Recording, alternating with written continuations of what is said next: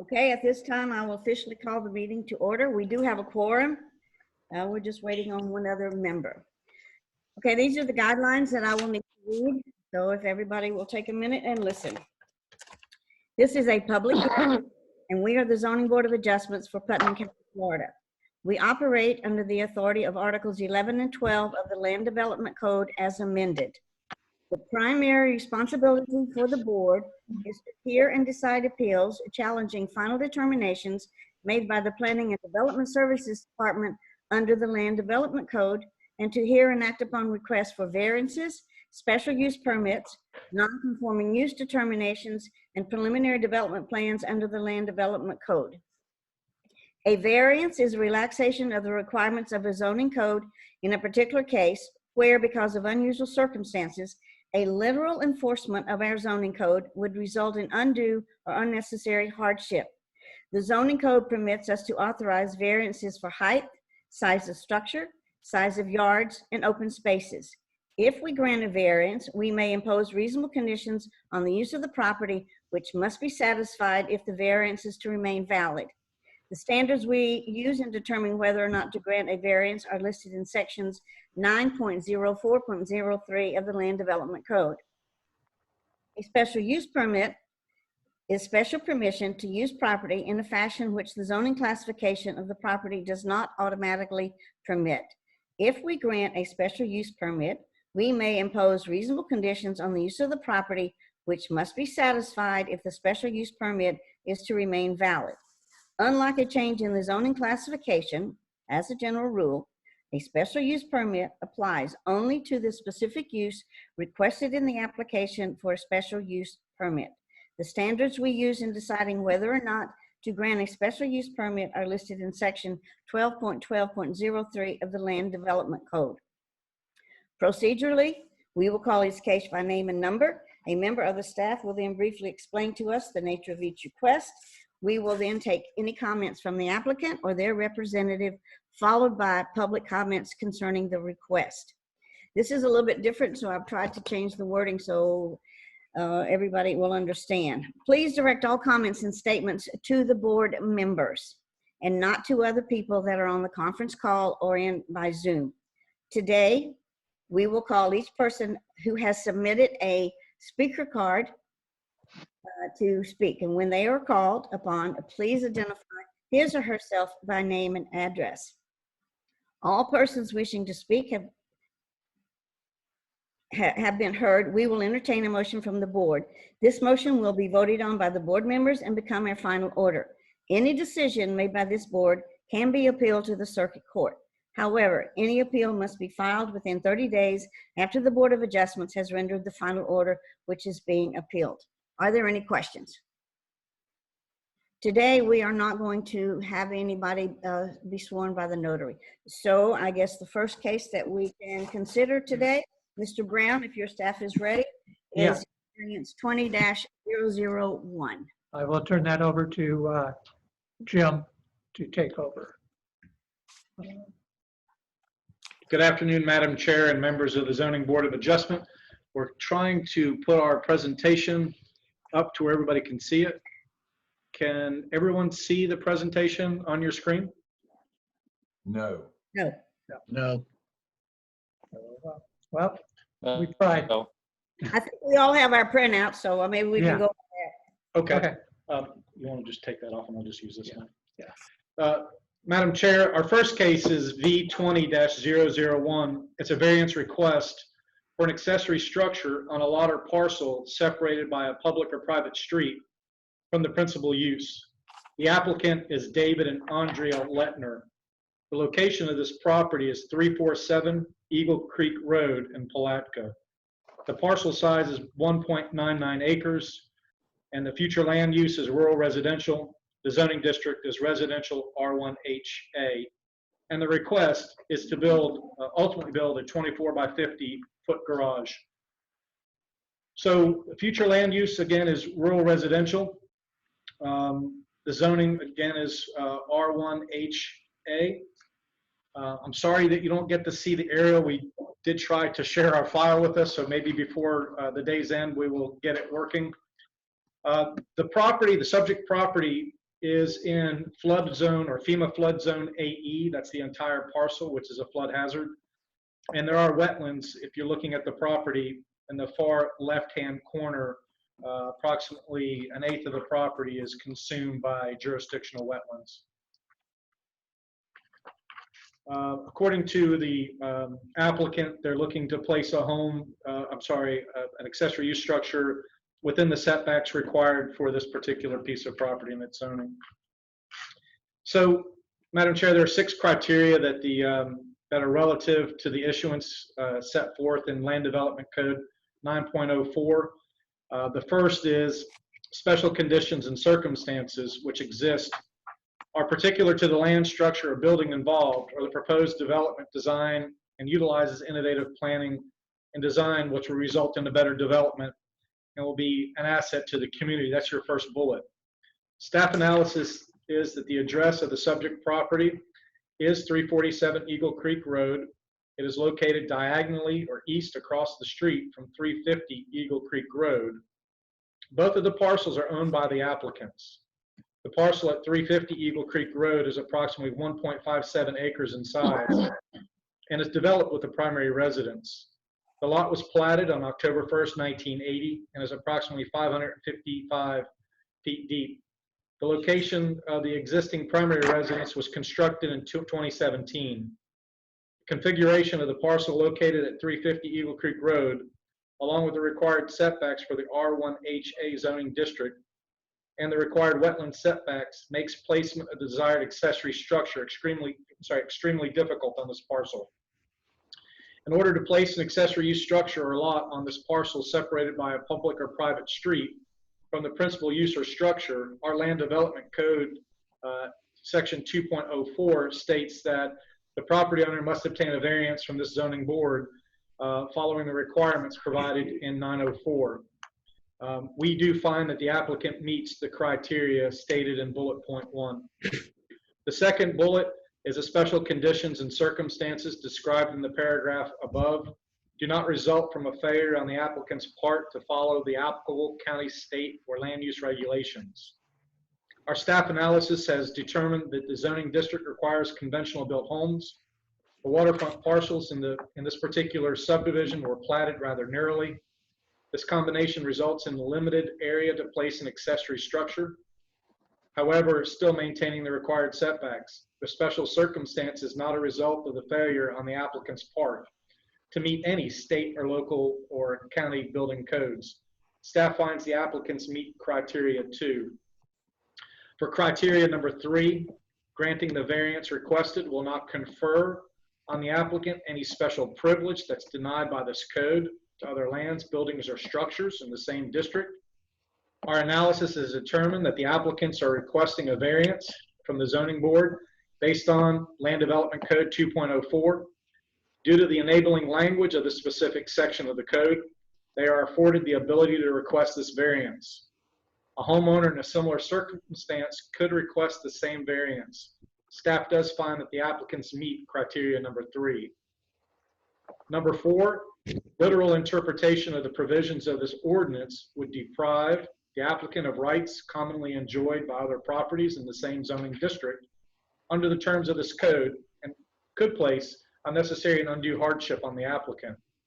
In our staff analysis, due to the enabling language again of Land Development Code 2.04, the intent of this section and prior approvals of the Zoning Board of Adjustment in similar cases, the applicants are afforded the ability to request this variance. Homeowners in similar circumstances have requested and could request the same variance. Staff finds that the applicants meet criteria 4.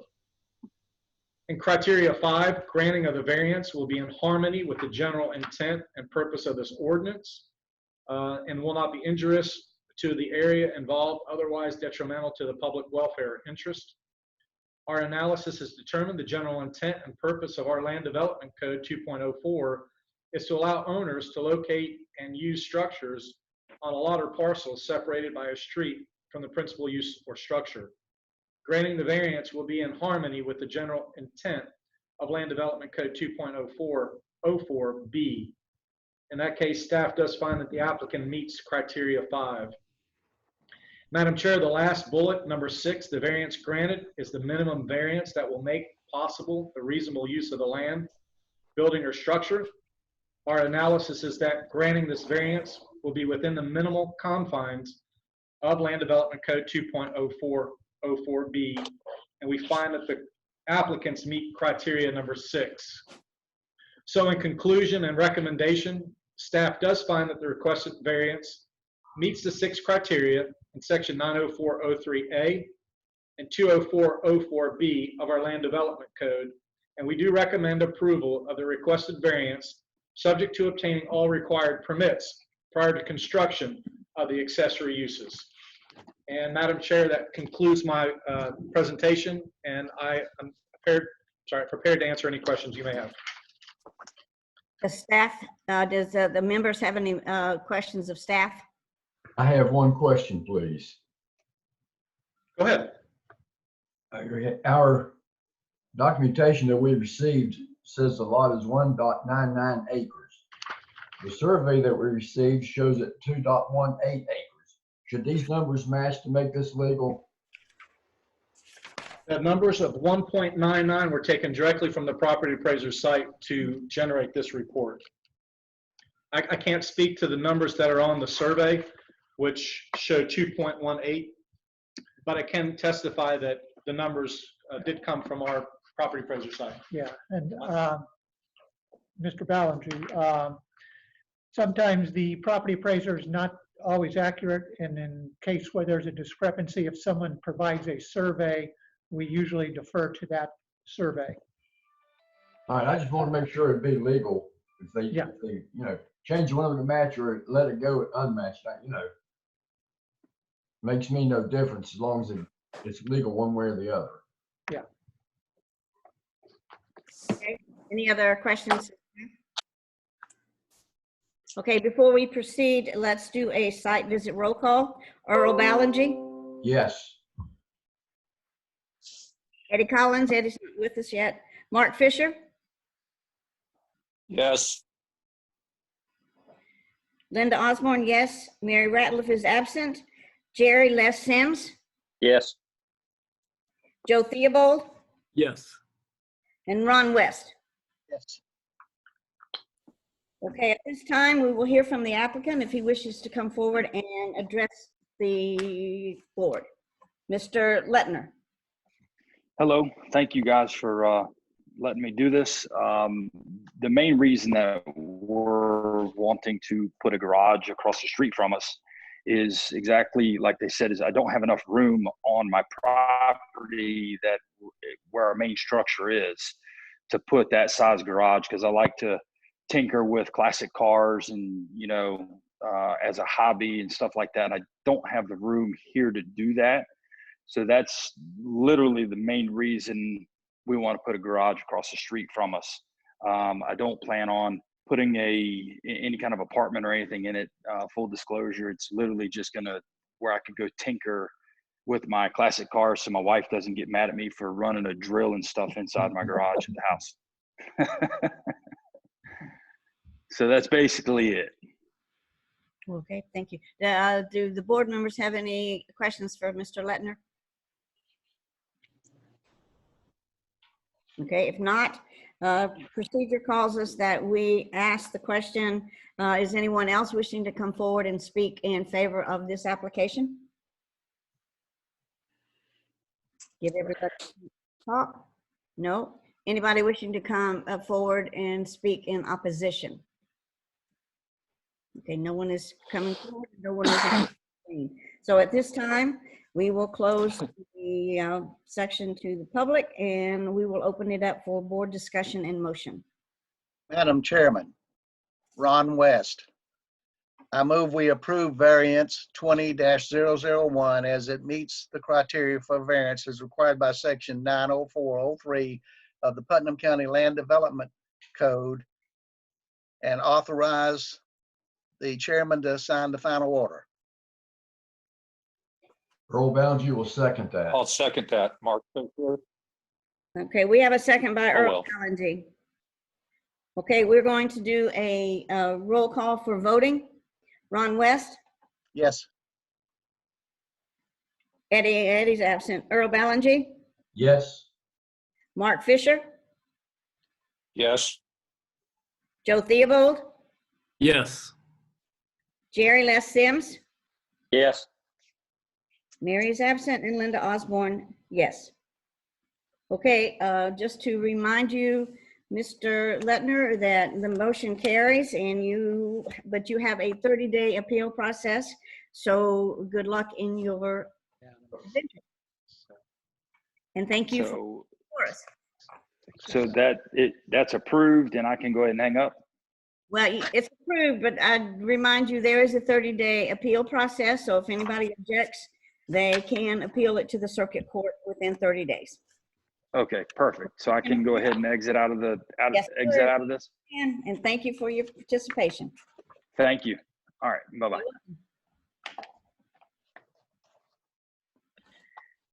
Okay, Mr. Brown or staff, the Yep. next one? The next item is special use permit 20-002. It's a communications tower.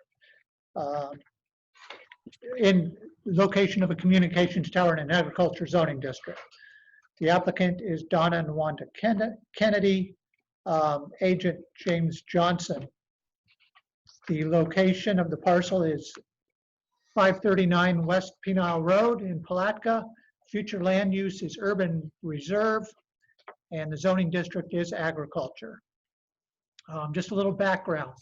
In 2012, there was a special use permit approved by the Zoning Board of Adjustments, SUP 12-008, for a communications tower on this parcel. However, the construction of that tower did not commence within 545 days, and as set forth in the Land Development Code, that SUP became invalid. At the same time, there was an application, variance 12-005, for the same site that reduced a variance for reduction in the distance to the nearest residentially zoned property from 750 feet down to 568.31 feet.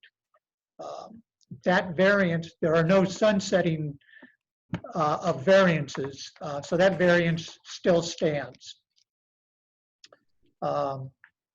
You cannot see the aerial. As I indicated, the future land use is urban reserve and is surrounded by urban reserve future land use.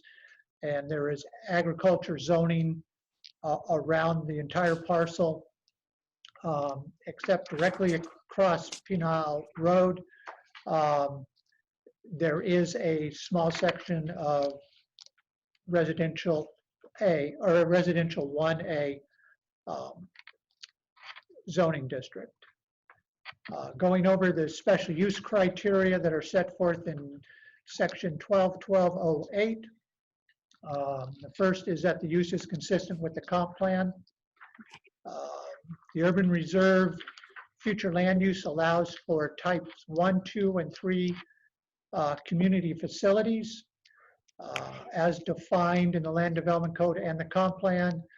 Communication towers are a type 2 facility and thus are allowed within the future land use pursuant to the comprehensive and consistent with the comprehensive plan. Next criteria is that the use is allowed by special use in the zoning district.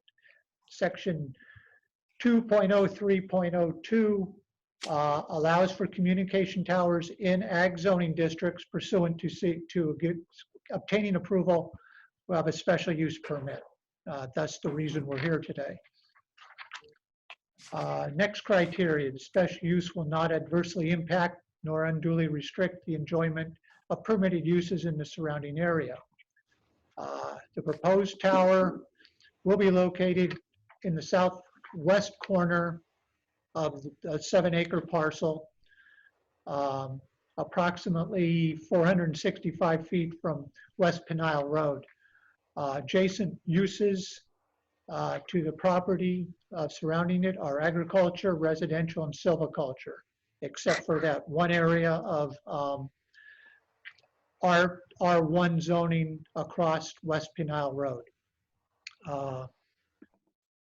The tower is required to be a minimum 750 feet from any existing residence.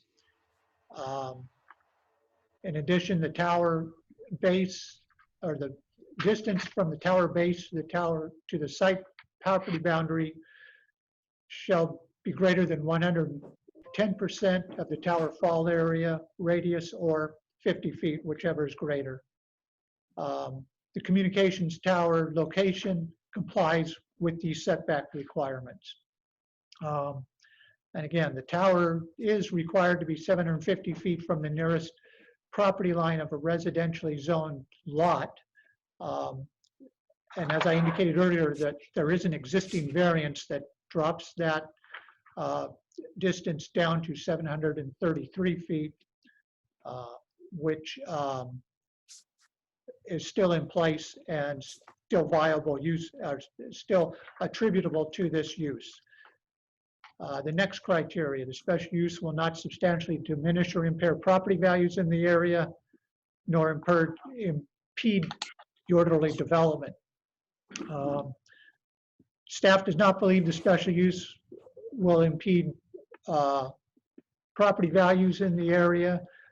Section 302.12 of the Land Development Code has specific standards for development and location of communication towers, which limit the potential impacts to surrounding properties. This is accomplished through enhanced setbacks, buffering, and landscaping. Next two criteria, there's adequate access roads, adequate parking, and adequate measures have been taken to provide ingress and egress.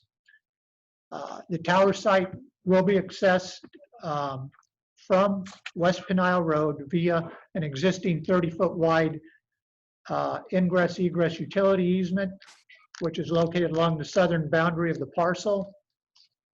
There is sufficient area on site to allow for any on-site parking when it is required. As you recognize, communication towers and sites are unmanned, and there's limited traffic, mostly just for maintenance vehicles, ever needed. The next criteria, there's adequate screening and buffering, and there are specific required screening and buffering requirements set forth in section 302.12 F11 of the Land Development Code. All these, based on the preliminary site plan provided and information provided in the application materials, the proposed communication tower will be enclosed by a 6-foot security fence, will be gated, and will provide the adequate required landscaping as set forth in the code. Next criteria, special use will not have signs or exterior lighting that will cause glare or adverse impacts to traffic and safety and neighbors. Per the application, the proposed lighting corresponds with FAA requirements. There's no advertising signage proposed, and there is a required sign in the Land Development Code of 2 square feet to be posted on the tower, identifying the tower owner and operator. That will be the only signage allowed. The next criteria, there will be no undue risk of person's property from hazardous substances. Hazardous substances are not utilized in this type of use. And this next criteria, the proposed special use will not adversely affect the general public health and safety and welfare of the residents of Putnam County. The staff finds that the tower will be located in an adequate distance from the parcel boundary and the nearby property and dwellings. In the case of structural failure, any debris will be adequately contained within the boundaries of the subject property. The tower is subject to determination, to an FAA determination that it will not have, be an obstruction to safe air navigation in the area. There are also in the Land Development Code supplemental standards specifically for communications towers. Staff finds after review of the application and those specific supplemental standards that the intent of the tower is to fill a gap in the Verizon coverage area. The proposed tower is will be a self-supported lattice design, and the applicant will comply with the Land Development Code section 302.12.17 for its construction and design. The tower will be located 733 feet from the nearest lot line with a residentially zoned or a residentially zoned lot. However, there is the existing variance that allows for that reduction from 750 feet. The surrounding area and features are a combination of open pasture, native upland vegetation, wetlands, and silviculture pine stands. The proposed tower will not have a detrimental impact on any environmentally sensitive areas as identified in the comprehensive plan. The preliminary plans for the proposed tower indicate the applicant applicable design standards will be met and consistent with the requirements of the Land Development Code. And finally, staff does not anticipate any significant detrimental impact to the adjacent property values. In conclusion, the applicant has requested a special use permit to allow for the development of a 260-foot communication tower in an ag zoning district in order to meet infrastructure needs in communication services. The proposed communication tower in the ag zoning district meets the criteria for a special use permit and including the supplemental standards for a communication tower. Staff recommends approval of the requested special use permit subject to the following conditions, and we have 7 of them. I'll go over them real quickly. 1, the applicant will obtain Development Review Committee approval. 2, the applicant shall obtain and maintain any applicable county, state, or federal licenses and registrations. 3, achievement, the applicant will achieve and maintain compliance with the provisions of section 3.0212 of the Land Development Code. 4, a surety bond, letter of credit, or cash, or other financial surety payable to the Board of County Commissioners, which provides funds in excess of 150% of the estimated cost of damage. Cost of dismantling the communication towers will be submitted. 5, an easement granted by the owner to allow access in favor of Putnam County to allow access the communication tower site for removal of subject tower if needed. Also, item 6, criteria, written permission of all recorded owners and leaseholders of the tower in the form acceptable to the county, which would allow county staff, agents, or contractors to enter the subject site for removal of the subject communications tower. And 7, every 10 years from the completion of construction, of the owner of the tower shall submit a structural engineering report signed and sealed by a Florida engineer detailing the conditions of the tower, its wind-bearing capacity. That's staff's report. Any questions of staff at this point? Do you have any questions of staff?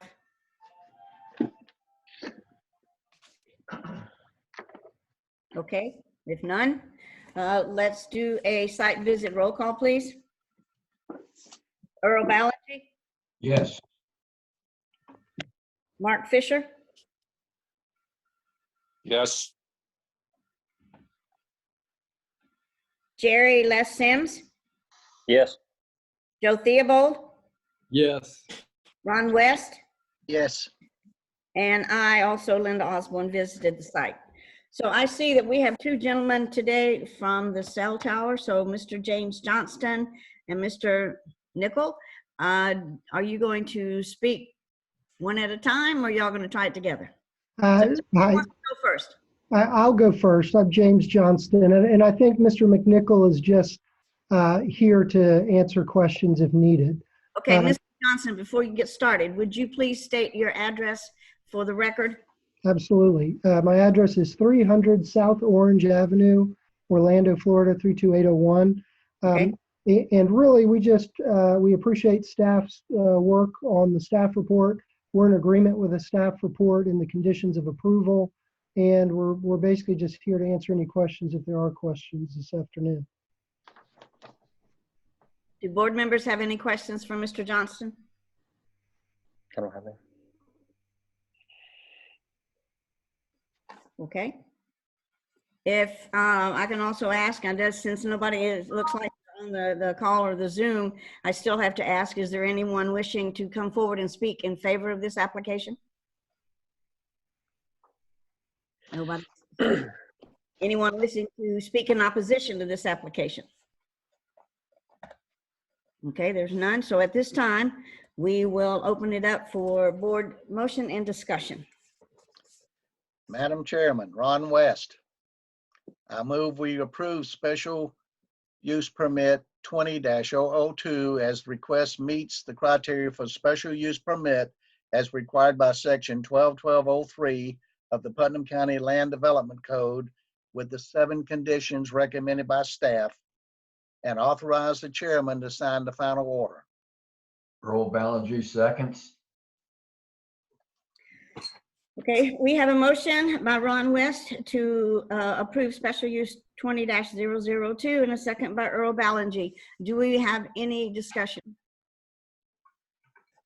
If none, we will do a roll call voting ballot. Ron West, Yes. Earl Ballinger, Yes. Mark Fisher, Yes. Joe Theobald, Yes. Jerry Les Sims, Yes. Linda Osborne, and I'll vote yes too. Okay, the motion is 6-0. So right now the motion carries 6-0. Mr. Johnston, there is a 30-day appeal process. So if there's any problems in that 30 days, I'm sure staff will be contacting you, and good luck with your venture. All right, thank you very much. Appreciate your time. Madam Chair, Eddie Collins is in the meeting. Just thought I'd let you know if you hadn't noticed. Okay, welcome, Mr. Collins. Can you hear me, Eddie? Oh, You can unmute it, right? okay. He can hear you. Okay, he can hear us. Okay. Put a thumbs up, Eddie. Is staff ready for the next report? Yeah, we are. So I think Madam Chair, I think we have found a way to share our presentation. There you are, that one there. This one? Oh, you're going to confuse us all. Yeah. Nope. Nope. And then, Oh, I don't want to do, okay. Tasha, All right, go ahead. what they see. Do you now see the presentation? Yes, we do. All right, very good. So, okay. Before you get started, can I ask a question? I noticed that you have a VN here that is a variance for this same SUP. Do we have to hear the variance first before the SUP? No, I think you would need to do the SUP first, because if you don't approve the SUP, there's no sense for the variance. Okay, all right, just wanted to double check. Although, yeah. Madam Chair, are you ready? Yes, sir, we're ready. That's Jim Triano again for Putnam County Planning. I'd like to present to you SUP 20-003. This is also for a cellular tower. As you can see, I'm sorry, did you say something? No, I did not say anything. Okay. As you can see on the screen, this is a parcel of property located on Gordon Chapel Road, south of State Road 20. The applicant is Sleepy Creek Lands, LLC. And the agent, which I believe is with us on Zoom, is Robert Volpe from Hopping Greens and Sam's, PA. And this is a special use permit request for a 250-foot communications tower. Here's an aerial. As you can see, the proposed property is here at the bottom of the parcel itself along Gordon Chapel Road. It's a small parcel of property. It's an out parcel of property. Yeah, right. Okay. The future land use for the property in question is agricultural 2. And here's a picture of it. The current zoning is agriculture. And here again is a picture of our ag zoning. So Madam Chair, if I may, this next segment is to go through the special use permit criteria. There are 10 criteria. The first, and again, very similar, almost identical to what Mr. Brown just mentioned in the last special use permit. And A, is the use consistent with the comprehensive plan? Well, we would say yes. The agriculture 2 category on the future land use category consists of areas utilized for silviculture and rangeland and other agricultural uses, vacant lands, residential parcels, of some of which exceed the density allowed in the future land use category. It is intended that a large share of this land will remain in an active agriculture production in the future. So our staff analysis is that it is within the Putnam County Comprehensive Plan, which states that community facilities and services types 1, 2, and 3 are permitted in Ag 2, subject to compliance with the standards provided in the Land Development Code. The communications towers are considered a type 2 facility and have no concurrency requirements.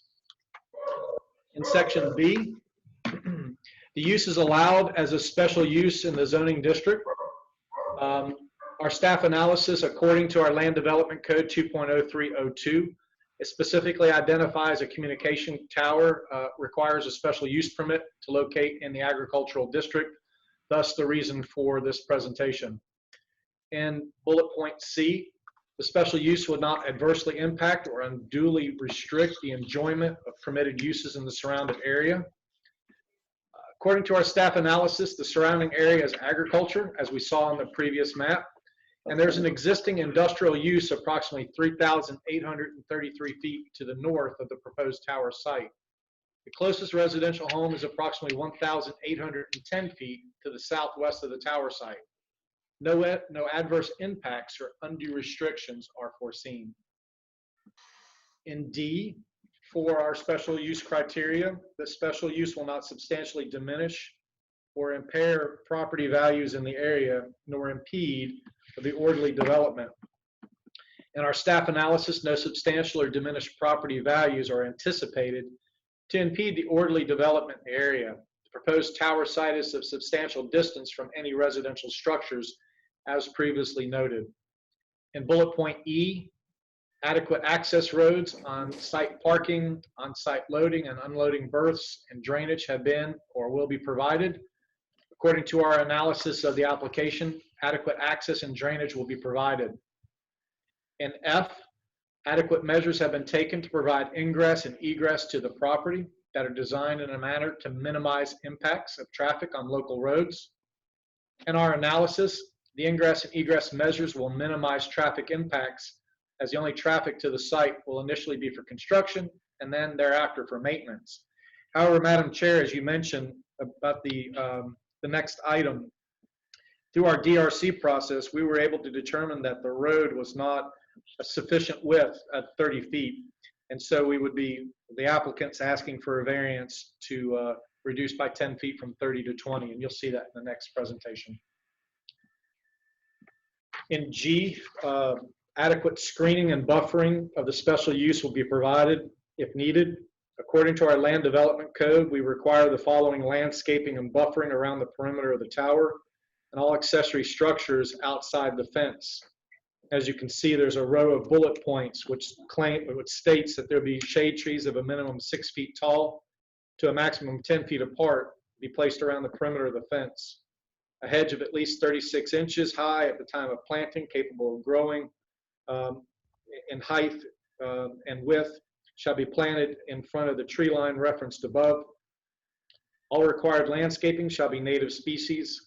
Said native vegetation must be drought tolerant and irrigated properly to ensure good health. Existing native vegetation shall be preserved to the maximum extent practicable,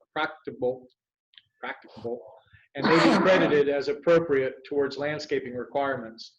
And finally, these standards may be waived by the director of this particular department for those sides of the proposed tower that are located adjacent to undeveloped lands and not in public view.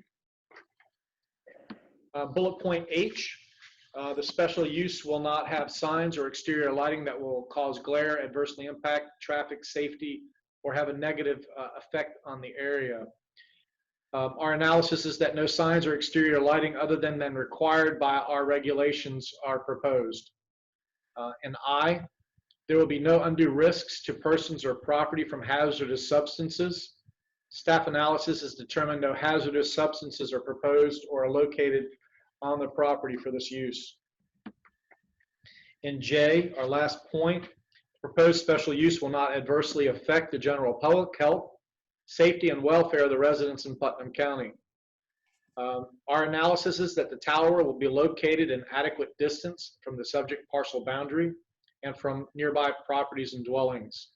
In the case of structural failure, any debris will be adequately contained within the fall radius easement from the subject property. Appropriate buffering and screening will be provided, and a negligible traffic impact is anticipated. The operation of the tower does not involve or use the presence of hazardous substances. Proposed communications tower should pose no adverse effects to the general public health or safety or welfare. So much like in Mike's presentation, Mr. Brown's presentation, there are some supplemental standards in our land development code, which I'd like to go over now. These are additional criteria for this communications tower. The first point is that pursuant to the standards and requirements of the subsection, co-location on an existing tower or other structure is not a viable alternative. Our analysis has determined the intent of the proposed towers to fill a gap in the Verizon coverage area. For the application materials, there were no other towers within the related search area. And point number 2, that the tower will be compatible with the existing contiguous use and with the general character of the neighborhood or the area by considering the following factors. A, the design and height of the communications tower with particular reference to design characteristics that have the effect of reducing or eliminating visible obstructiveness. Staff analysis, the proposed self-supporting 250-foot communications tower is located on an 800+ acre parcel. The location of the tower within the parcel will eliminate visible obstructiveness of the facility. In B, the mitigating effect of any existing or proposed landscaping, fencing, or other structures in the area. Our analysis shows that the parcel is heavily wooded, and the site of the tower is within the large parcel, which will mitigate any effect on other structures in the area. In C and D, proximity of the communications tower to existing or proposed buildings, or the nature of uses of surrounding properties. Our analysis is that the surrounding area is agriculture, and there is an existing industry or use approximately 3,000 feet to the north of the proposed tower site. The closest residential home that's been stated is approximately 1,800 feet to the southwest, and the surrounding uses are silviculture and agriculture. And this is just a measurement of where the tower is approximately to the closest home. And here it is from the industrial use to the north. 2 more topics to cover. The topography and tree cover in the area. The subject parcel is relatively flat and is heavily wooded. The surrounding area features a combination of open pasture, upland vegetation, wetlands, and silviculture pine stands. In F, potential adverse impacts of proposed towers located within or adjacent to any properly formally designated by the comp plan. Our GIS maps indicate the presence of wetlands on the subject parcel, but not in the area of the proposed tower.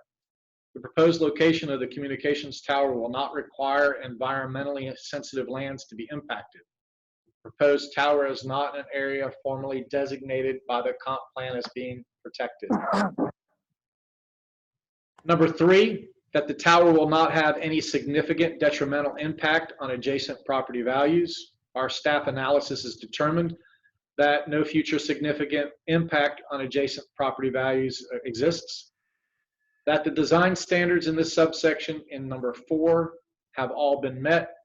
Our staff analysis is that the applicable design standards are met within the proposed 250-foot communications tower and will be verified upon a DRC and permit review.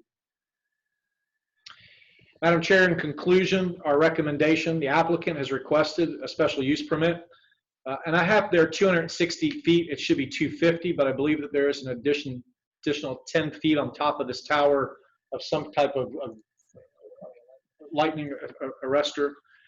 So I'm sorry for the lack of consistency, but the communications tower is in the agricultural zoning district. Upon approval of this permit from your board, the applicant will be required to meet all conditions stated in the Land Development Code and any conditions added by the board. The proposed communications tower meets the criteria for a special permit, and staff recommends approval with the following conditions listed in Land Development Code 3.02.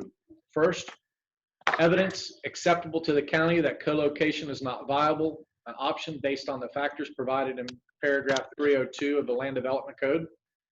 Submittal of a surety bond, letter of credit, cash or other surety acceptable to the county administrator, payable to the Board of County Commissioners, which provides funds in excess of 150% of the estimated cost of dismantling the communications tower. Number 3, an easement granted by the fee owner for the remaining land underlying the tower in favor of Putnam County to access the tower site for removal. Written permission from all record owners, beneficial owners, and leaseholders of the tower in form acceptable to the county, for county staff, agents, or contractors to enter upon the subject site and remove the tower if needed. Every 10 years from the completion of construction, the owner of the tower shall submit structural engineering report, signed and sealed by a Florida engineer, detailing the condition of the tower, its bearing capacity, and its current load. And number 6, a copy of the determination form 74060-2 or equivalent from the FAA that the proposed communications tower will not be an obstruction or hazard to air navigation. And Madam Chair, that concludes staff's presentation and recommendations for SUP 20-003. Okay, at this time, are there any questions from the board members? Okay, before we proceed, let's do I want to make sure that Eddie Collins has joined the meeting. Okay, I can see his face and it says I'm here, but there's no audio. So since I see your face, I'm assuming you're here. So I will put you in as join the third case. Okay, we're going to do. Yes, he can hear you. Oh, okay, good. Okay, we're going to do a site visit roll call. Errol Ballinger, Yes. Eddie Collins.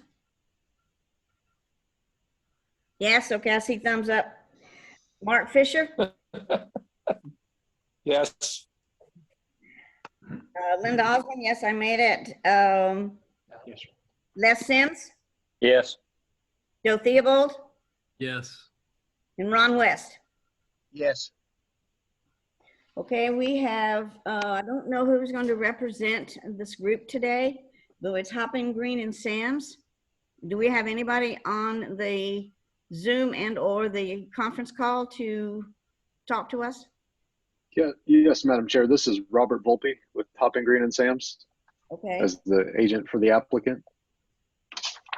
And first, I would like to thank staff for their staff report and thank you to the commission to the board for putting this meeting together, and all the getting through the technical difficulties to make this happen. I greatly appreciate that. I will keep this brief. I just wanted to clarify a few questions. The variance is the next item on your agenda, but just to clarify, the variance is for the easement width and not the road width. There is, in the code, there is an easement width requirement and a road width requirement. This site meets the road width, it's just within a narrower easement. So just to clarify if there was any confusion there. And also on the conditions for approval, since the staff report was initially drafted, we have provided the staff with evidence of that co-location is not a viable option. And we've also, the FAA letter of no obstruction to air navigation was included in the initial application. I think that was just a minor oversight, and then the other conditions will be met upon approval. Otherwise, we agree with the staff's analysis, and I'm available to answer any questions. Does anybody have any questions for Mr. Volpe? Okay, if none at this time, I will have to ask the question if there's anyone on the teleconference and or Zoom and that has would like to come forward and speak in favor of this application, or anyone wishing to come forward and speak in opposition. Okay, no one is speaking up for or against, so I guess I will close this portion to the public and leave it to the board members for motion and discussion. Madam Chairman, Ron West. I move we approve special case 20-003 as the request meets the criteria for special use permit as required by section 12-1203 of the Putnam County Land Development Code, with the 6 conditions recommended by staff, and authorize the chair to sign the final order.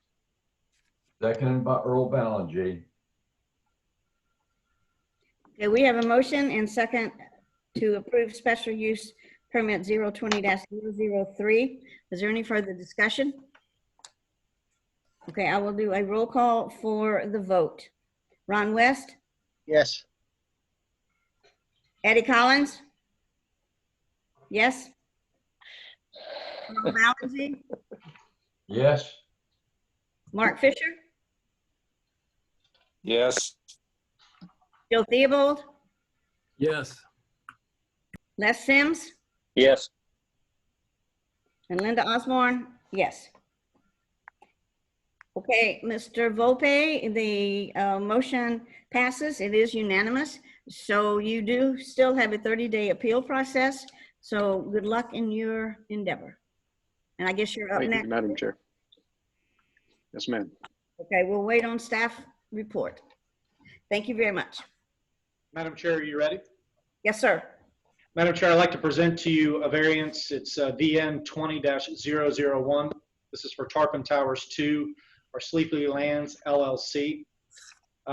Madam Chair, during our process of our previously discussed special use permit 20-003, it was discovered during our DRC that an easement to the tower site was only 20 feet in width and not the required 30 feet as is designated by our Land Development Code 7.11-06-A, and it's exactly as Mr. Volpe stated.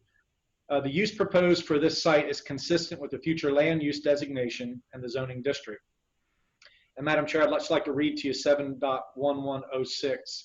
It says a recorded easement may be used for driveway access serving up to 2 residential dwelling units, provided the driveway meets the following minimum standards. The minimum width of the easement shall be 30 feet. A minimum 20-foot wide stabilized surface roadway, and it cites LBR 40 material to a depth of 8 inches. Native materials below this stabilized surface shall not contain significant amounts of unsuitable materials. So in your packet that you had for 2003-003, I'm sorry, 2002, I'm sorry, 2002-003, you had an actual copy of the site plan, which just identified the 20-foot wide easement. So in conclusion, our staff recommends that the variance meets 5 of the 6 criteria that must be met pursuant to LDC 9.0403A. The one that was not met is number 2, and it states, the special conditions and circumstances described in paragraph A above do not result from a failure on the applicant's part to follow applicable county, state, federal land use regulations and building codes. Madam Chair, although the second criteria did result in an oversight from the applicant, staff are not opposed to the approval of the variance, as the roadway will be used infrequently and does not create a navigation or safety issue.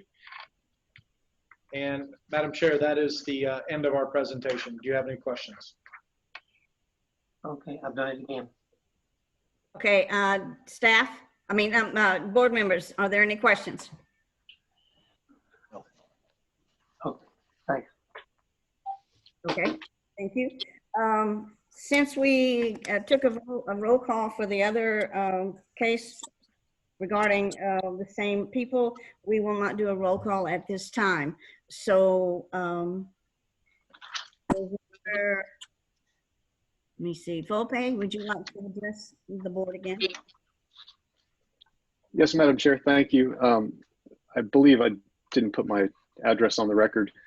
Robert Volpe with the law firm of Hopping Green and Sams, 119 South Monroe Street, Suite 300, Tallahassee, Florida, 32301. Thank you. That's on my part. Thank you.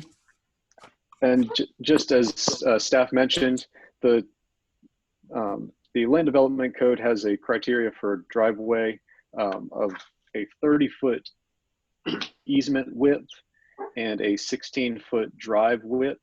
The easement for this site was negotiated with the landowner many months before the initial application at 20 feet, which is a typical easement width used around the state for this type of facility.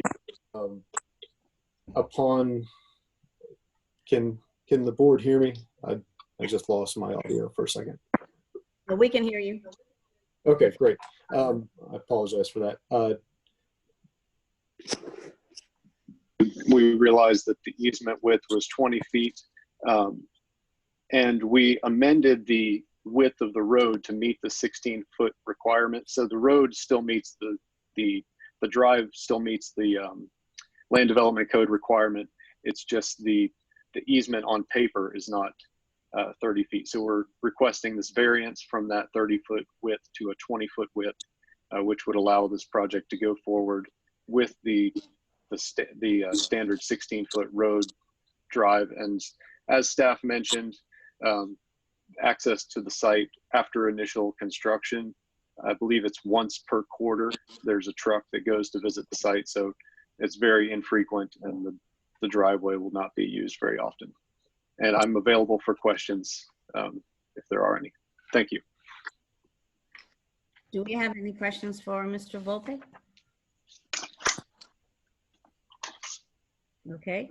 Is there anyone on the teleconference wishes to speak in favor of and or Zoom? Wishing to speak against via teleconference or Zoom?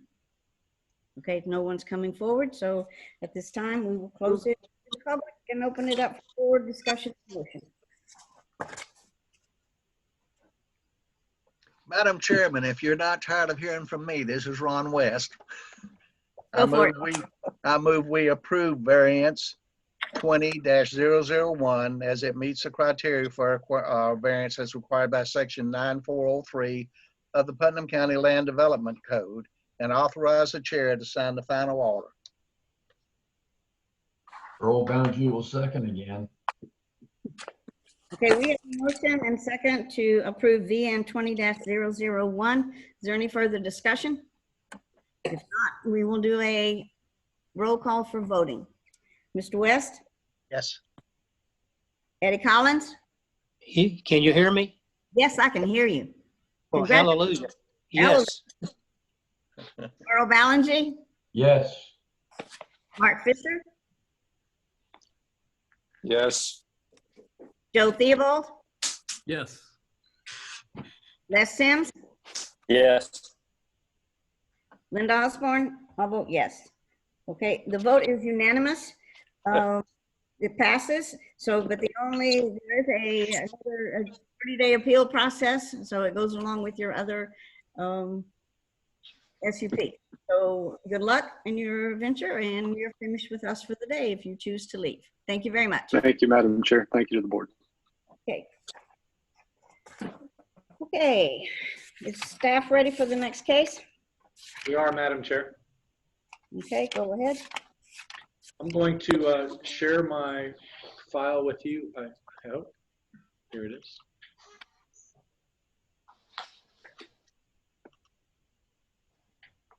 Does everyone see the presentation on your screen? Yes, I do. Very good. Yes. Madam Chair, my name is Jim Troiano. Again, I'm with Putnam County Planning and Development Services. I am presenting to you a request for a special use permit 20-004. Madam Chair, this is a request for the placement of a family cemetery on a piece of property. The applicant is Brian Turner. The property does not have a 911 address. However, we do have directions. It is off of State Road 17 in Pomona Park. The directions are listed in our document. It's on Forester Lane. The parcel size itself is 10.06 acres, and the requested cemetery size would be 0.496 acres. The future land use category is agricultural 1, and the zoning district is agricultural. Here's an aerial of the property itself. As you can see, it's outlined in the light blue that's there. The future land use, as we mentioned, and the zoning, as it was mentioned already. So, Madam Chair, a little bit of background for you and the board. The subject parcel, again, consists of approximately 10 acres of land, and the zoning district is agricultural, and the future is Ag 1. The applicant is requesting a special use permit again for a family cemetery in the southwestern portion of the property. And according to our Land Development Code 3.02-10, land use are intended to be used for the burial of deceased animals or humans, and for the erection of customary markers, monuments, and mausoleums. A cemetery may include structures such as burial vaults and a columbarium. The standards, there are several. First, a cemetery shall comply with all state statutes and rules relating to cemeteries. There shall be an adequate space within the site for parking and maneuvering of funeral corteges, guaranteed access to grave sites through easements or other methods. No interment shall take place within 30 feet of any adjoining lot line. All other structures shall be set back to a minimum of 25 feet away from any boundary line or cemetery property. All structures over 25 feet in height must be set back from any boundary line of the cemetery, a minimum of 25 feet plus 2 feet for each 1 foot of height over 25 feet to the maximum height permitted by the zoning district in which it is located. Number 6, a cemetery is permitted use in the public light P1 zoning district. It also is allowed upon approval of a special use permit in the agricultural zoning district. The proposed use qualifies as a cemetery as defined in Land Development Code 3.02-10. So some permitting criteria per section 12.1203 of our Land Development Code. The Zoning Board of Adjustment needs to evaluate the application and make a determination based on the following findings of fact. A, the use is consistent with the comp plan and meets all requirements. A detailed statement of the facts and policies demonstrating compliance or non-compliance shall be included in the final development order. In our staff analysis, our comprehensive plan provides for a category on the future land use map which consists of areas use for cropland, pasture, and other agricultural activities, vacant land, and residential parcels of land, some of which exceed the density allowed in this future land use category. It is intended that a large share of this land will remain in active agricultural production in the future. The SUP application is to allow for a cemetery which is consistent with this comprehensive plan. In B, the use is allowed as a special use in the zoning district in which the property is located. Our staff analysis determines in Land Development Code 3.02-10, it does allow a cemetery as permitted use in the agricultural zoning district upon an approval of a special use permit. Bullet C, the special use will not adversely impact or unduly restrict the enjoyment of permitted uses in the surrounding area. And our staff analysis, again, cited in 3.02.10, which provides for the specific standards for a cemetery. These standards, in addition to the required buffer and setbacks for the zoning district, will be adequate to prevent the special use permit from adversely impacting enjoyment of the area. In D, the special use will not substantially diminish or impair property values in the area or impede the orderly development and improvement of the surrounding property for permitted uses. In our staff analysis, the proposed special use permit should not impede property values. The proposed special use permit is allowed for a family cemetery on the property. There are adequate setbacks in our land development code that will protect adjoining property values. The applicant has identified these setbacks on a site plan for the cemetery. In bullet E, adequate access roads, on-site parking, on-site loading and unloading. In our staff analysis, the property has direct access to Forester Lane and winding trail. No additional parking requirements are anticipated for this proposed use. In bullet F, adequate measures have been taken to provide ingress and egress to the property that are designed in a manner to minimize traffic impacts on local roads. In our staff analysis, the parcel has direct access to Forester Lane and winding trail. Traffic generated by the proposed special use permit will be no greater than would be normally expected in a residential neighborhood. There is adequate capacity on both streets to handle the limited traffic generated from this family cemetery. In bullet G, adequate screening and buffering of the special use will be provided if needed. In our staff analysis, again citing our LDC 3.02.10, which requires that no interment shall take place within 30 feet of any adjoining lot line. In addition, all other structures shall be a setback at a minimum of 25 feet from any property boundary. The applicant has identified these setbacks on a site plan for the cemetery. In bullet I, the special use will not have signs or exterior lighting that will cause glare or adversely impact the area traffic safety. In our staff analysis, no signs or exterior light in what would normally be used for residential use have been proposed, nor shall they be allowed. In bullet I, there will be no undue risk to persons or property from hazardous substances. In our staff analysis, hazardous substances have not been proposed, nor shall they be allowed. The cemetery has interments, the cemetery and interments will comply with all state statutes and rules related to cemeteries. And finally, in bullet J, the proposed special use will not adversely affect the general public health, safety, and welfare of the residents of Putnam County. In our staff analysis, we do not believe the issuance of this SUP or special use permit will have an adverse effect on the general public health, safety, and welfare of the residents in Putnam County. Madam Chair, in conclusion and in our recommendation, the applicant has requested a special use permit for a family cemetery on this parcel. The proposed special use permit meets the criteria for a special use permit, and staff recommends approval subject to the additional conditions. One, or bullet A, the cemetery will comply with all state statutes and rules related to cemeteries. No interment shall take place within 30 feet of the property boundary.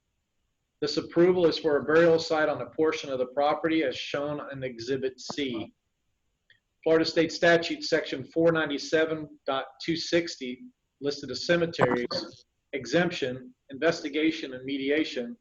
In subsection 1, provisions of this chapter relating to cemeteries and all rules adopted pursuant thereto shall apply to all cemeteries except for, that we have enlisted in subsection G, family cemeteries of less than 2 acres which do not sell burial spaces or burial merchandise.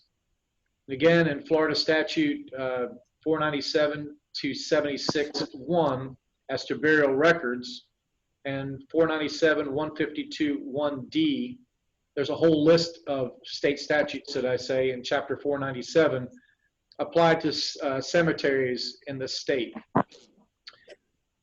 So, Madam Chair, that concludes our staff recommendation, and we open up for any questions that you or the board may have. Madam Chair, this is Earl Ballinger. I have one question. On the first page of our documentation, land used or intended to be used for the burial of deceased animals or humans. Does that mean they're going to try to, or they want to bury animals and humans in that same cemetery together? No, sir. No, Madam Chair. No? Okay, that's good. Any other questions for staff from the board members? Okay, before we proceed, let's do a slight roll call. Earl Ballinger, Yes? Eddie Collins, Yes. Mark Fisher, Yes. Les Sims, Yes. Joe Theobald, Yes. Ron West, Yes. and Linda Osborne. Yes, I made the visit. Okay, I think today we have Darla Turner, who's going to speak in favor of for this application, or the applicant rather. So Ms. Turner, if you want to address the board, thank you. Hello, everyone. Thank you for hearing our special application today, and we just really wanted to thank you for your consideration. My husband wasn't able to be here today. He's on a job and wasn't able to make it back in time. So Turner, may I also interrupt thank you you for first? allowing me. May I interrupt you first? Yes. To make sure Yes, you ma'am. state your name and address. Oh, yes. I'm Darla Turner, speaking for my husband, Brian Turner, at 120 Forester Lane, Pomona Park, Florida, 32181. Okay, And proceed. regarding the, regarding the SUP 20-004, again, I wanted to thank you all for hearing it. We just really wanted to have a place for our family. We have a large family, but my in-laws are in their 80s, and my husband's aunt is in her 90s and nearing end of time on earth and almost ready to go home. And she would like to have a place near her brother. And so we thought that we would provide a place for all of our family, not just for our aunt and my father-in-law and my mother-in-law, but all of us, that we could have a final resting place here on earth. But of course, we know where we're going to be when it's over. But anyhow, just wanted to thank you for considering it. There's everything is, all the information you need is in the packet. It's all been discussed, and as far as I can see, there were no adverse information. And if anybody has any further questions, I'd be glad to answer them. Okay, does any board member have a question or comment for Mrs. Turner? Okay, I guess there's none.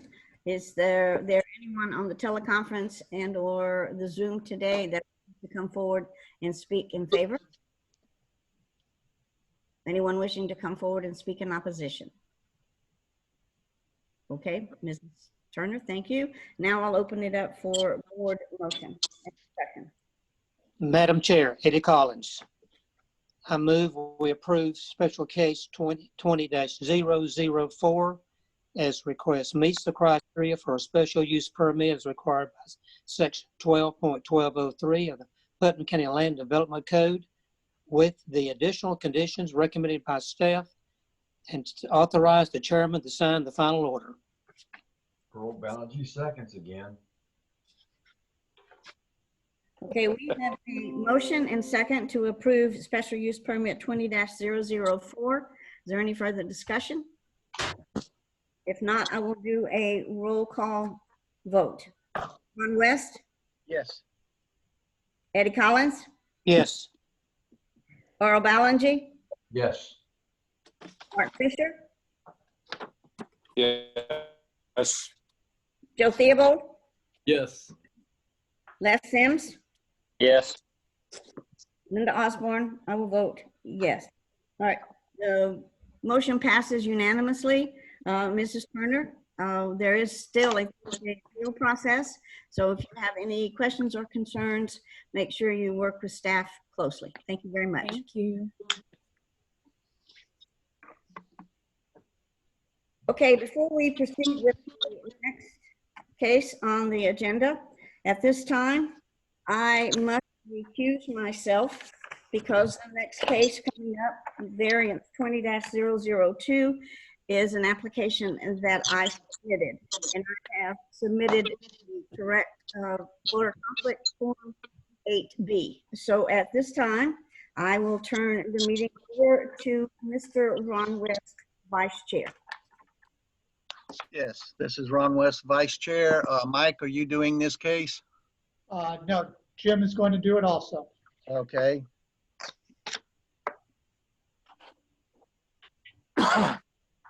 Mr. Vice Chair, are you ready? Yes. Okay, I'm going to share with you also our presentation.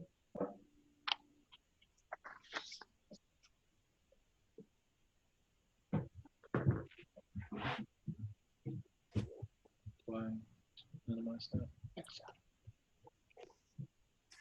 We're getting there. Do you see it now, sir? Yes. Okay. Well, Mr. Vice Chair, I'd like to present to you variance 20-002. This variance is a reduction in the front yard setback from 25 to 15 feet, a corner setback reduction from 20 to 10 feet, a side setback reduction from 10 to 5 feet, and a rear setback reduction from 20 feet to 10 feet. The applicant, as we had heard, is Linda Lou Osborne. The location of this property is 127 Riverside Drive in Satsuma, Florida. The parcel size plus or minus is 0.23 acres. The future land use category is rural residential, and the zoning district is residential R1A. Here is the future land use. As you can see, the property is right here in the corner. Here is a overview of the zoning, again, for the same piece of property. Here is the aerial view of the property.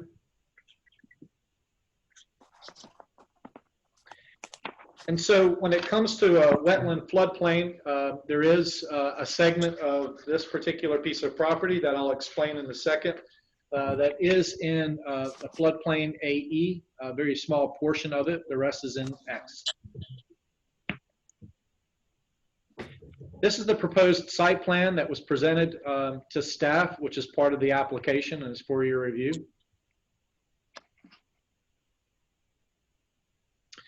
So just briefly, if I can, Mr. Vice Chair, a site description. This parcel, the subject property is lot number 12 of block 5 in the San Mateo Estate Subdivision Unit 1. The parcel is plus or minus 0.23 acres and is zoned residential R1A with a future land use, as we mentioned already, of rural reserve. The subject parcel is a vacant parcel with no noted improvements. The subject parcel is located in FEMA flood zone AE and X500 and contains no wetlands. The fire service is provided by Fire Station 19 in Satsuma and EMS from Station 83 in Satsuma. The platted lot size is approximately, as you can see, 89.19 feet in the front, 53.07 in the curve, 90.30 in the right side, and 63.13 in the rear, and finally 115 feet on the left side. The requested variance from front setback of 25 to 15, corner setback from 20 to 10, side setback from 10 to 5, and rear from 20 to 10 will better accommodate a septic tank, well, and a home on this corner lot. And as we mentioned, parcel is already in FEMA flood zone. The following is a review of the relative request to issuance criteria set forth in Land Development Code 9.04 for variance criteria. So our first bullet point, the special conditions and circumstances exist which are peculiar to the land, structure, and building involved, or the proposed development designs utilizes innovative planning and design which will result in a better development and will be an asset to the community. In our staff analysis, the property in question is a small lot in size and located between Riverside and Belray Drives in the San Mateo Estate subdivision. The platted lot size is approximately, as I have mentioned in the last slide, in the next few sentences. The property currently does not contain any improvements. Due to the lot size, it may be difficult for, again, certain sized homes and accessories to include a septic tank to be located on this parcel. Bullet number 2, the special conditions and circumstances described in paragraph A above do not result from a failure on the applicant's part. In our staff analysis, the applicant purchased the property on December 31st, 2007 as vacant land. With the limitations from the size of the lot, options to place a home and accessory uses are limited. And bullet point number 3, granting the variance requested will not confer on the applicant any special privilege that is denied by this code or other lands, buildings, or structures in the same zoning district.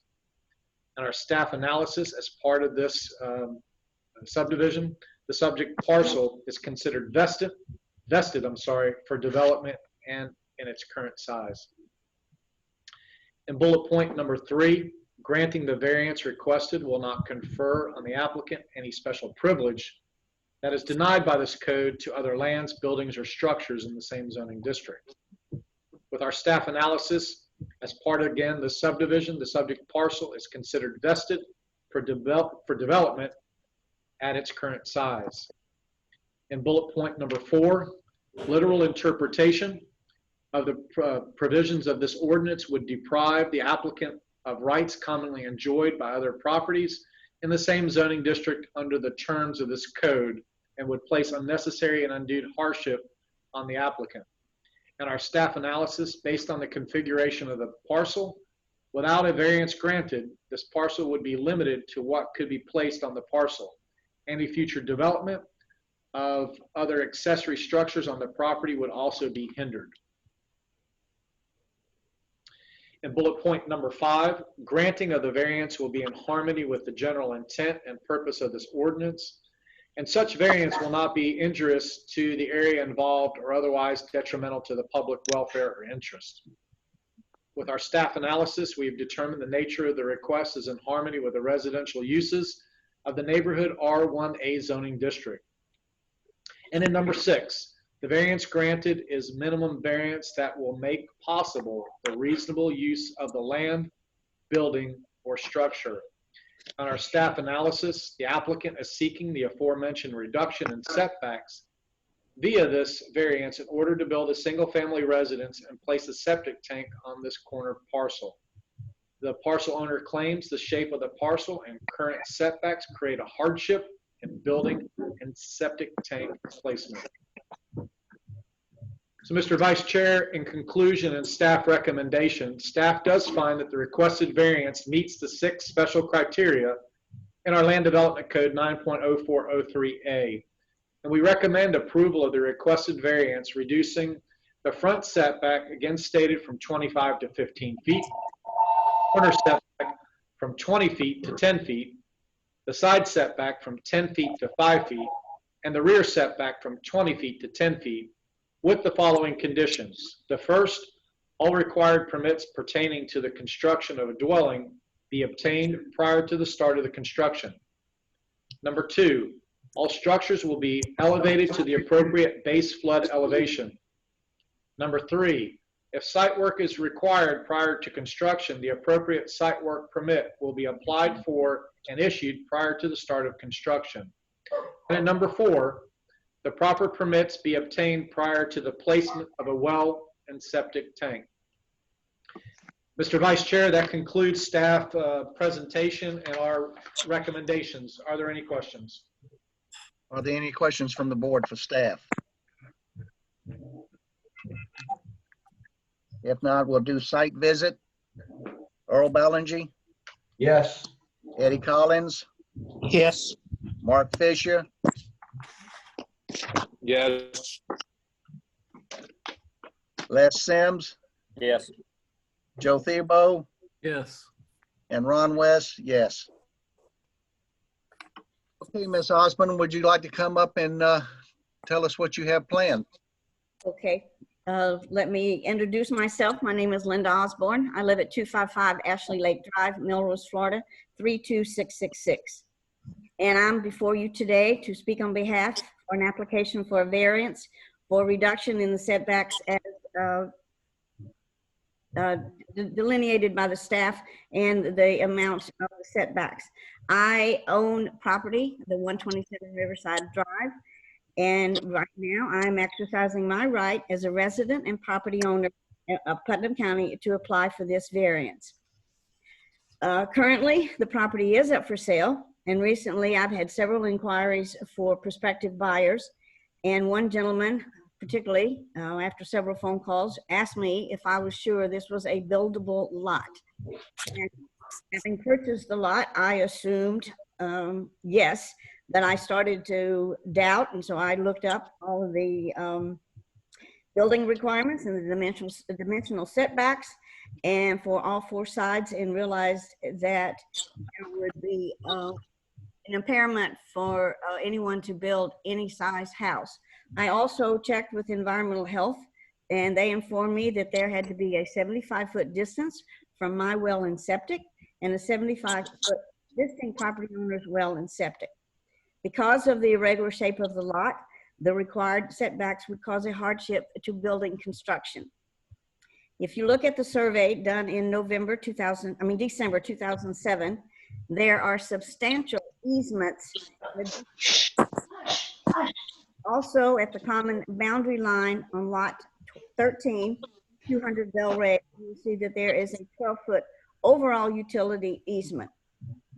So on my behalf, I would like to say that over the years, I have paid my taxes and maintained and mowed the property so that it is not an eyesore. I will try to keep this brief, but I do have some points that I want to make.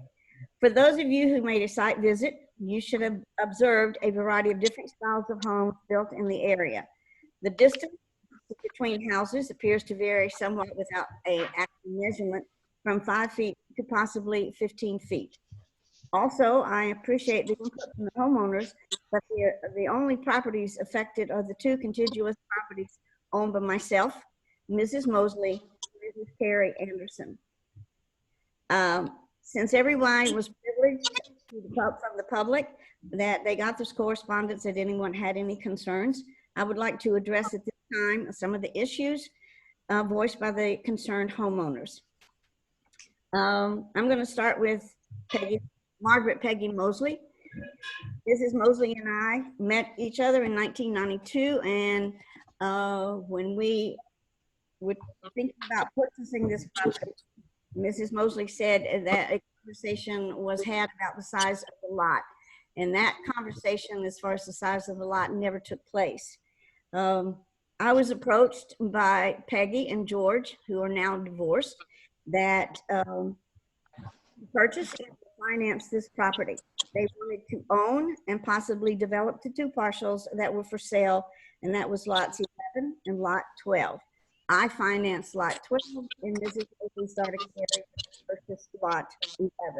If you will look at the top of the survey submitted by Mrs. Mosley, you will see notation certified to George and Margaret Mosley. And I will say that because we were good friends at the time, there was never an agreement signed or notarized stating the intent of the purchase and who would be responsible for upkeep, payment, etc. I purchased the property thinking that this was a good investment. But like I said, there was never a signed statement or notarized statement saying who what in the event of the property. I don't want to take too much time, but some of the other, the one thing that I do want to mention is that you should have a correspondence from Mr. George Mosley, also collaborating what I said about purchase and why I would like these variances. It has been, 13 years since the purchase of the property, and I would like to do something with it. And I just think that I meet all the criteria for variance. I know there were some other people that had concerns, but I guess I will let them voice their concerns, and then I will do a rebuttal if that is possible. So to summarize, the process of a variance application is available and afforded to all property owners to which I say I exercise my right to request this variance for reduction in setbacks on 127 Riverside Drive. This request will not infringe or encroach on anyone else's property. I think I have met the requirement as stated in 9.04.03 of the Land Development Code. Staff has recommended approval, and I would appreciate your vote to uphold their recommendation. Thank you, and I hope I get a chance to rebut. Hey, Ms. Osborne, are there any questions by the board members? Okay, we have several letters that we've received on this case. I think all the board members have been emailed these letters and had the opportunity to read them.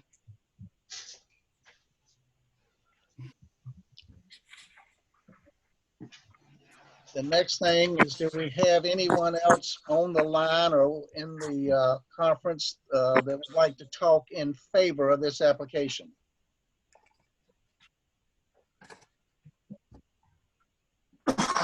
Okay, we have several speaker cards, and I'll start first with Margaret Mosley. If you're on the line, will you give your name and address for the record, please? My name is Margaret Mosley, 200 Bell Ray Drive, Satsuma, Florida, 32189. Okay, and what would you like to say about this application?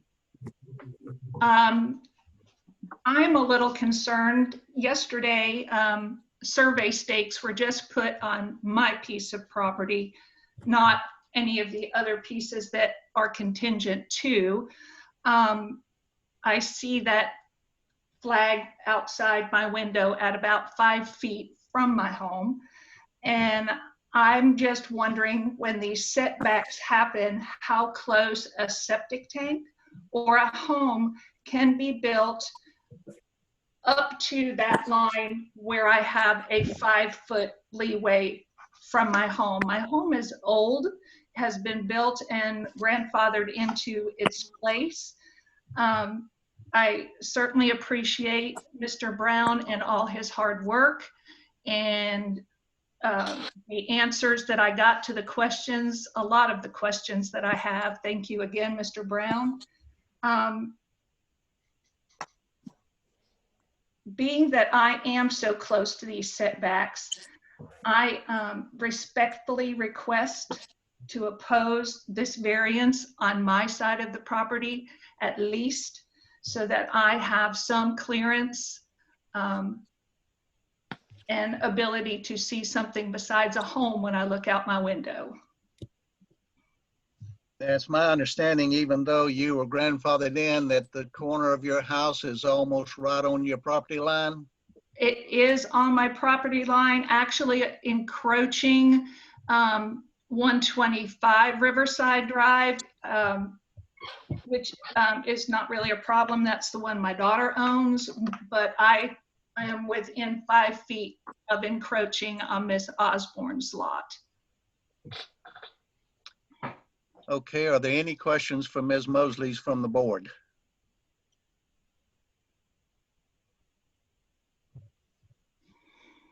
Okay, having no questions from the board, thank you, Ms. Mosley. We'll move on.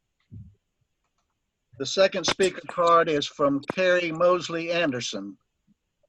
Hi, Mr. West. Actually, I know you from a long time ago. You used to be the maintenance man at the elementary school, so it's nice to Right. talk to you again. Yeah, so thank you guys for allowing me to speak to you today. My name, like you said, is Carrie Anderson. My address is 44674 Boxwood Drive, Callaway, Maryland, 20620. I recently moved up here for work. I work for the United States Navy in support of NavAir. I own the unimproved parcel located at 125 Riverside Drive, which adjoins 127 Riverside Drive. I do quickly want to thank Mr. Brown, Mr. Mike Brown, for his thorough email explanation, which cleared up a lot of my questions that I had. So thank you, Mr. Brown, for that. The request that has been submitted is it reduces, the variance is to reduce the setbacks for 4 different areas, and mine is the one called the side, which is to reduce it from currently 10 feet to 5 feet. And my parcel is roughly 0.21 acres. So I'm the one that's listed as the side. My concern is that the setback of only 5 feet, which if I chose to build a structure in the future on my piece of land, that if we both did this 5-foot setback, we could be within 10 feet, our buildings could be within 10 feet of each other, which is not very much.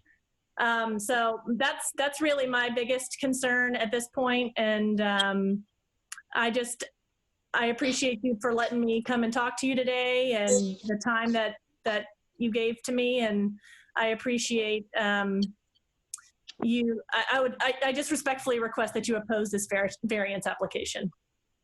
And that's it from me. Okay, thank you, Ms. Anderson. Are there any questions from board members for Ms. Anderson?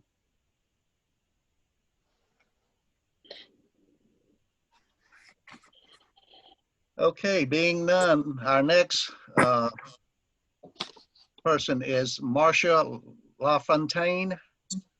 Mr. West, this is Peggy Mosley again.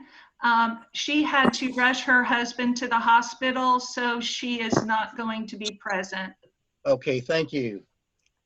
And our last speaker card is a Mr. Steve Barnes.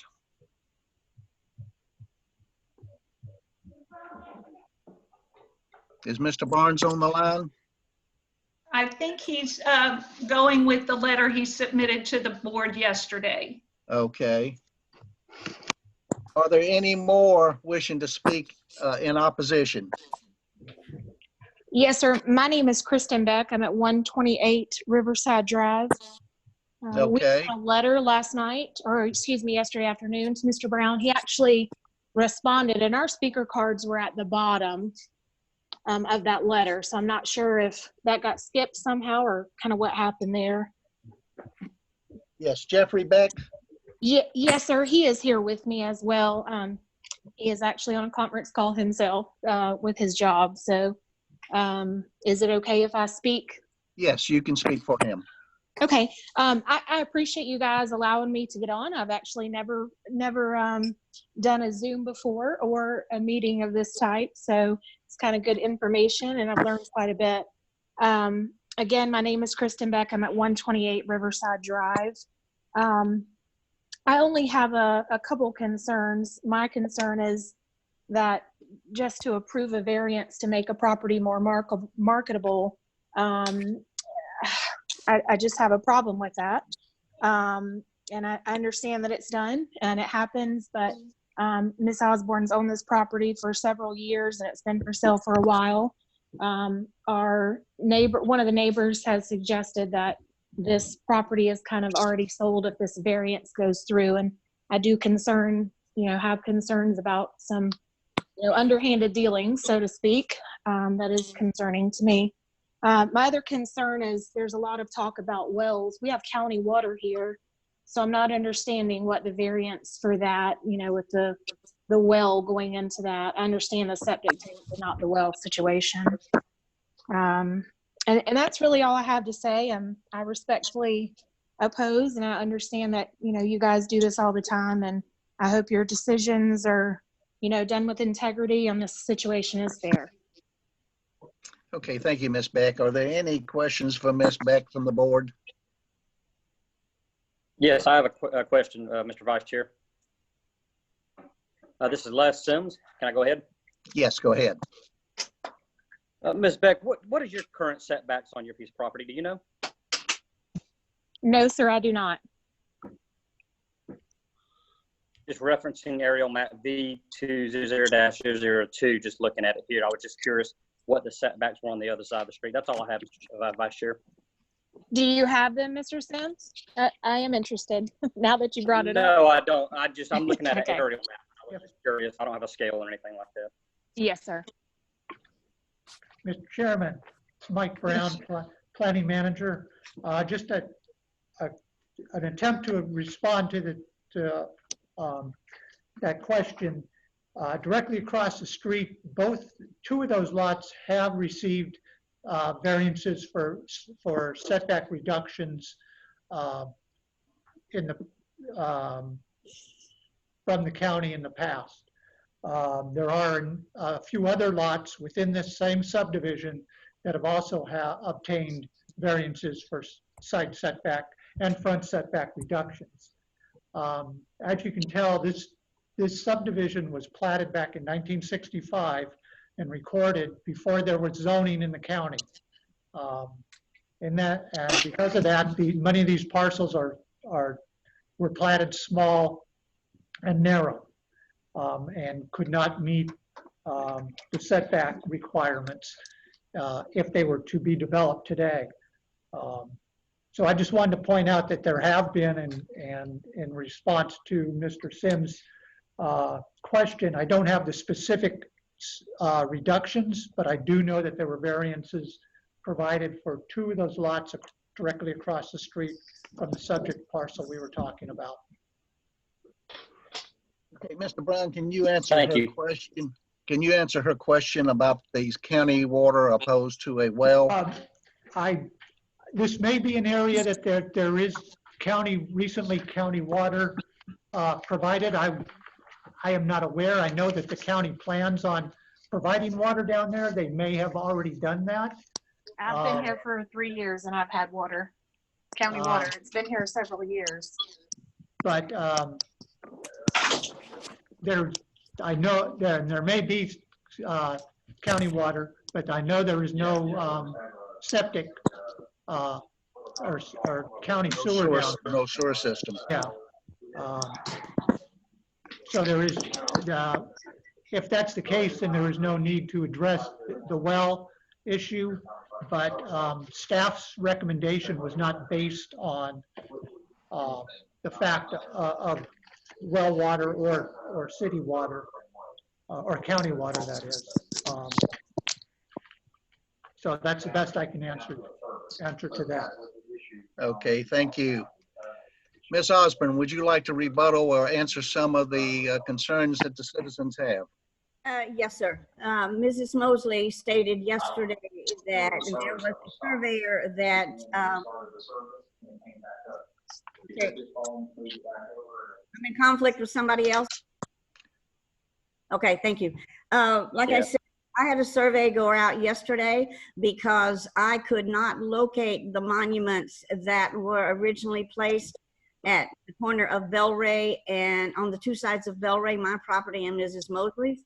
And then the 3 points where my property and Mrs. Anderson's property and Mrs. Mosley's property converge.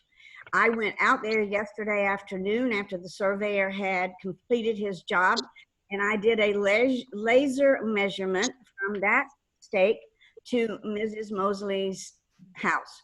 It is 11.4 inches, 11 feet. I'm sorry, 11 feet, 0.4 inches. Let me get that right.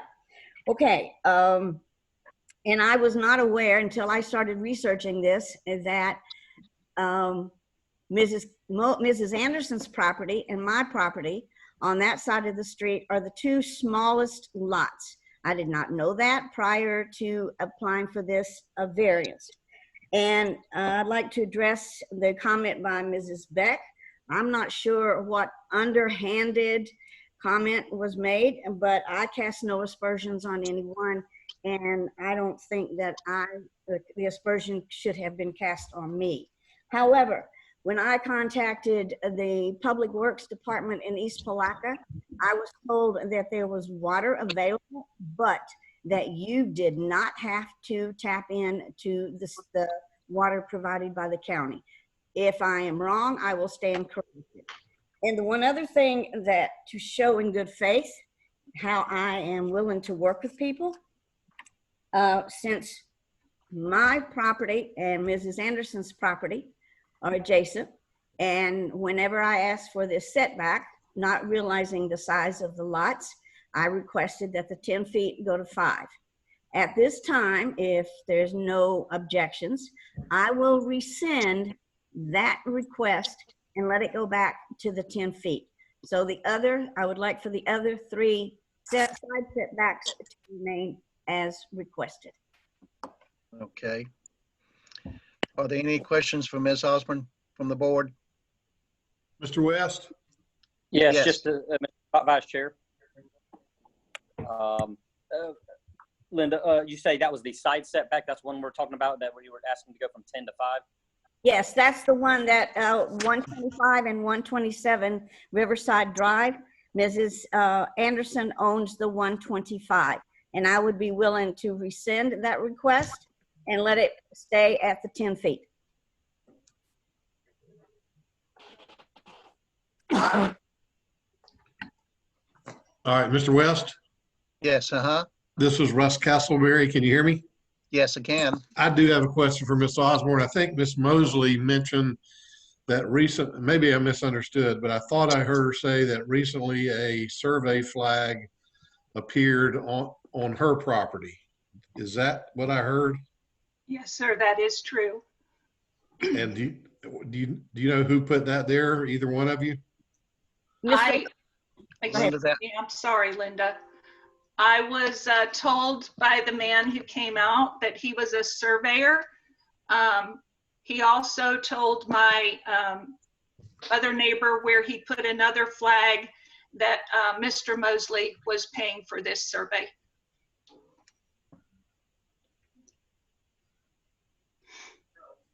May I respond? Yes, you may. Yes, I spoke with George Mosley, and there was a surveyor that went out yesterday, but he was on my understanding. I did not speak to the surveyor, but he was on the property that I guess is the adjoining property of Mrs. Mosley and Mrs. Anderson and myself. The stake that he put up is the marker for the boundary line of the 3 properties that converge.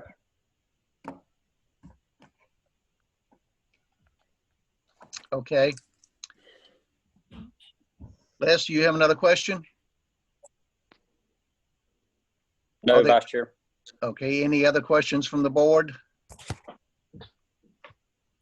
All right, at this time, we will close the audience input and open it up for board discussion and or motion. Mr. Vice Chair, this is Earl Ballinger.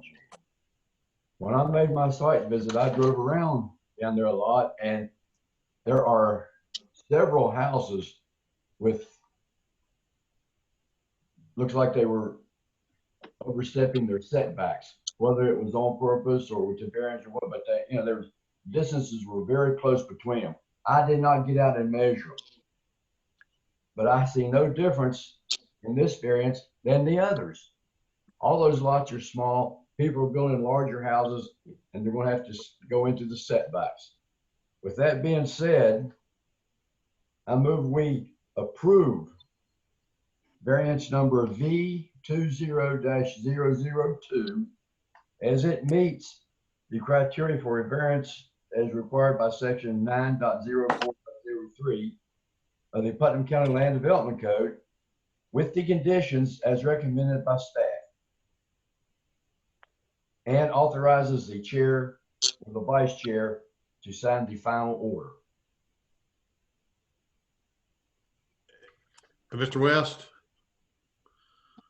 Yes.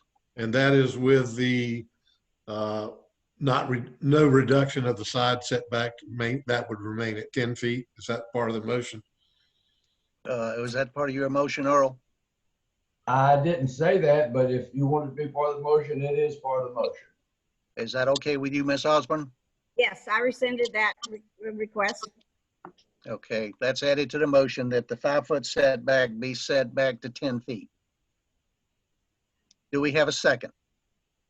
Second motion. I'll second that. Okay, who seconded the motion? Eddie Collins, second Eddie motion. Collins. Mark Fisher. Okay, Oh, excuse me. Earl Ballingy, They can't hear. Yes. Eddie Collins, Yes. Mark Fisher, Yes. Les Sims, See, it takes forever. Joe Thebo, Yes. and Ron West, yes. So it passes 6-0. Good luck with your endeavor, Ms. Osborne. Don't forget there's a 30-day appeal period to where anybody that feels aggrieved can appeal this case. Thank you. Thank you very much. Now, we'll now turn the chair back over to Ms. Osborne for the minutes from the February 19th meeting. Let me get to those minutes.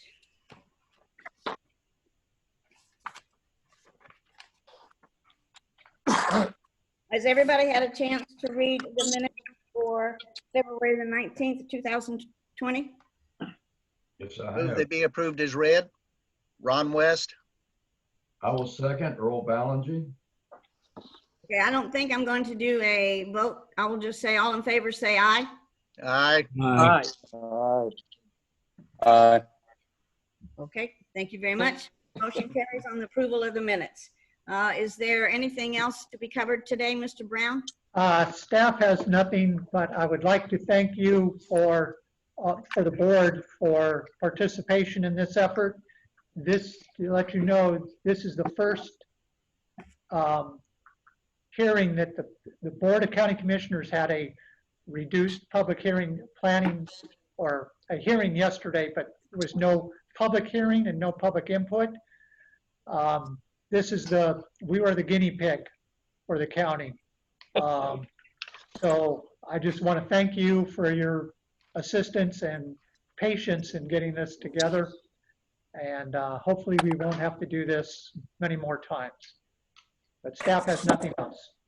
Okay. Yes. Everybody stay safe. Stay safe and healthy. Good to see everybody. All right. Motion to adjourn. So moved. All right, we stand adjourned. Thank you very much. Thank you. Thank you. Thank you. Jacob, I guess.